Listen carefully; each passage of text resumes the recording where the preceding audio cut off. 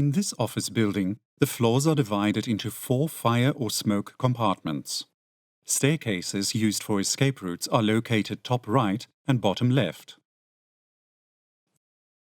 The escape routes leading to these staircases are marked with static emergency exit luminaires. The escape route becomes a deadly trap if smoke develops here due to a fire. By using the FL2820, emergency luminaire can be designed to be dynamic. Smoke detectors installed in the building monitor the fire or smoke compartments. If any of the compartments are smoky, the fire alarm system reports this to the Fusion emergency lighting system. In accordance to its programming, the FL2820 redirects and the safe escape route is displayed.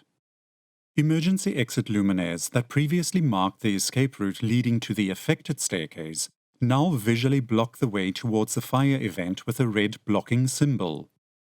The remaining luminaires are indicating the safe escape route.